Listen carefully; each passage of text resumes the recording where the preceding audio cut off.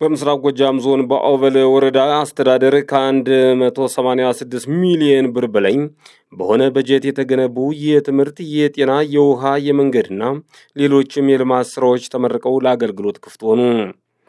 የአውበል ወረዳ ምክትል ዋና አስተዳዳሪ አቶ ብዙነህ አለሙ በአውበል ወረዳ አስተዳደር በ2017 እና በ2018 ዓ.ም በጀት ዓመት የተሰሩ የልማት ስራዎች ከ186 ሚሊዮን ብር በላይ ወጪ ተገንብተው ለአገልግሎት ክፍት መሆናቸውን በምረቃ ፕሮግራሙ አብስረዋል። ሞራል እናመሰግናለን። እጅግ በጣም እናመሰግን። የተገነቡ የልማት ስራዎችም የትምህርት፣ የጤና፣ የውሃ፣ የመንገድና የተለያዩ ፕሮጀክቶች ሲሆኑ እነዚህ ፕሮጀክቶች መመረቃቸውን ገልጸው እነዚህን የተገነቡ የልማት ስራዎችን መርቆ መሄድ ብቻ ሳይሆን ለረጅም ጊዜ ለማህበረሰቡ እንዲያገለግሉ ልንጠብቃቸውና ልንንከባከባቸው ይገባልም ሲሉ ገልጸዋል። ወረዳችን የተለያዩ የልማት ፕሮጀክቶችን በተመለከተ እነዚህ ፕሮጀክቶች ማለትም በትምህርት ዘርፉ፣ በጤና ዘርፉ፣ ለቢሮ ግንባታ ዘርፉ የሚውሉ ግንባታዎችና የወረዳችን የተለያዩ የልማት ፕሮጀክቶች በአጠቃላይ የፈጀው በጀት ከ186 ሚሊዮን ብር በላይ በመመደብ ለምረቃ በዚህ ዕለት አብቅተናል።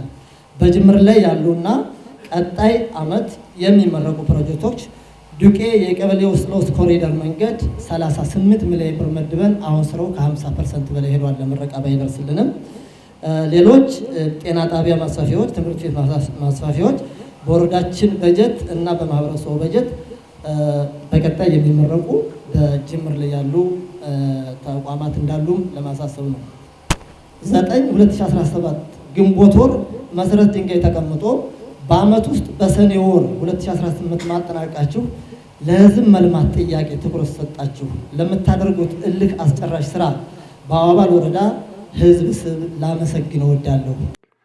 በፕሮግራሙ ከተገኙ የሃይማኖት አባቶች መካከል ቄስ መላክ ፈረደ በበኩላቸው በወረዳው የሚለማ የልማት ስራ ሁሉ ለማህበረሰቡ የሚያገለግል መሆኑን በመረዳት አስፈላጊውን ድጋፍ ሲያደርጉ መቆየታቸውን ገልጸው ቀጣይም ለልማት ስራ ድጋፋቸውን አጠናክረው እንደሚቀጥሉም ቄሱ ተናግረዋል። መናቱን፣ ወራቱን፣ ዕለቱን፣ ሰዓቱን ባርኮ ቀድሶ እዚህ ለምስጋና አቀረበን ለአምላካችን ለፈጣሪያችን ለእግዚአብሔር ምስጋና ክብር ምስጋና ይግባልን ብዬ ጀምራለሁ። ስለሆነም እንግዲህ በእርግጥ እንግዲህ እውቀት ለሰው ልጅ የዘላለም ሕይወት ነው የሚለው የሃይማኖት መጽሐፍ። እውቀት ለሰው ልጅ የዘላለም ሕይወት ነው።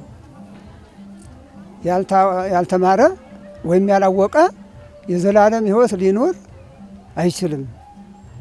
የተማረ ያወቀ የሁለት ሀገር ባለጸጋ ይሆናል የሚለው በስጋውም በነፍሱም። ታልተማሩ አያውቁ፣ ታላወቁ አይጸድቁ።